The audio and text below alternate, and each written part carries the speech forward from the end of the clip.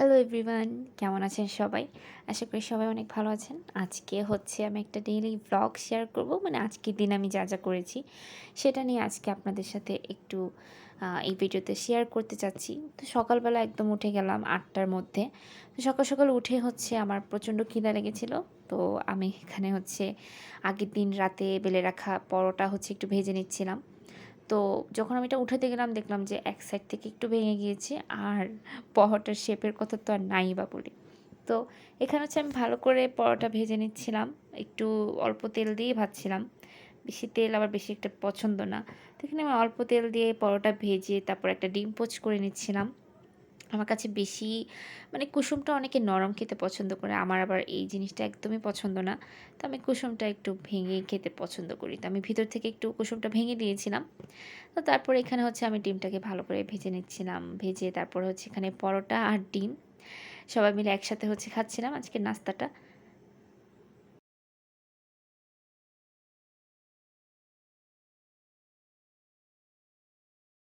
আর এখানে আমার মামতো বোন চাচ্ছিল যে আমি তাকে লিপস্টিক লাগিয়ে দেই। কিন্তু এখানে তো আমি ব্লাশ মেক করছিলাম, যেটার ভিডিও কিছুদিন আগে আপলোড করলাম।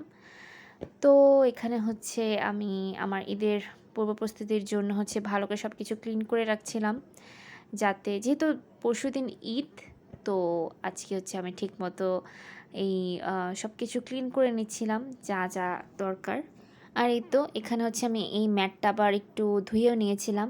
ভালো করে ধুয়ে ক্লিন করে হচ্ছে আমি দিয়ে দিয়েছি ওখানে। আর এখানে হচ্ছে আমি সুন্দর করে নতুন একটা চাদর বিছিয়ে তারপরে ভালো করে হচ্ছে বালিশ-টালিশ দিয়ে ঠিকঠাক করে নিচ্ছিলাম। আর এখানে আমার স্টাডি টেবিলটাকে আমি একটু সুন্দর করে গুছিয়ে নিয়েছিলাম। গুছিয়ে তারপর এটাকে আমি একদম পরিপাটি করে ফেলছি। আর যাতে পরশুদিন আমার কোনো ঝামেলার মধ্যে না থাকতে হয়। কারণ ঈদের দিন অনেক প্রেশার থাকে। তো আর এখানে হচ্ছে আমি দুপুরের জন্য একটু বোয়াল মাছ ভুনা করতেছিলাম।